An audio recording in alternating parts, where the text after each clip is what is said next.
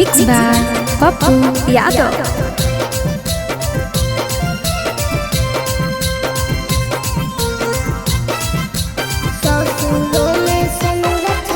ससुरों में सनुरा छाणी डबल लगई होगे।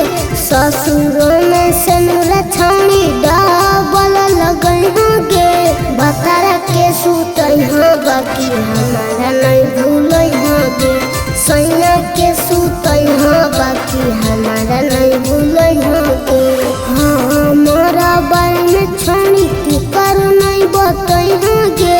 हमारा बारे में छाणी के कर नहीं बतई होगे। बतारा के सुतई हो बाकी हमारा नहीं भूलई होगे। सैया के सुतई हो बाकी हमारा नहीं भूलई होगे। सैया के सुतई हो बाकी हमारा नहीं भूलई होगे।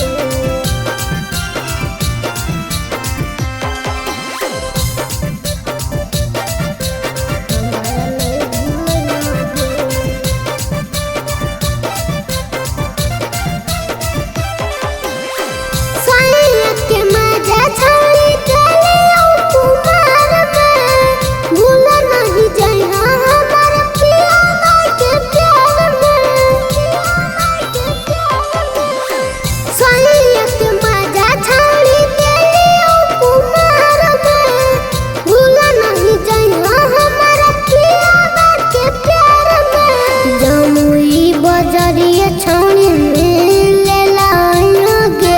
बांका बजरिया छाणी में ले लाओगे। बतारा के सुतई हो बाकी हमारा नहीं भूलई होगे। बतारा के सुतई हो बाकी हमारा नहीं भूलई होगे। हमारा नहीं भूलई होगे।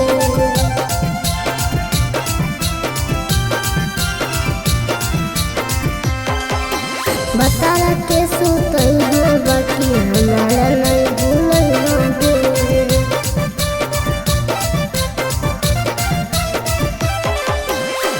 बोलत चल जइबी छोड़ के ससुराल के। कब नहीं भूलई तो तोर नैहर के यार गे। हे गे सुनई बोलत चल जइबी छोड़ के ससुराल के। कब नहीं भूलई तो तोर नैहर के यार गे।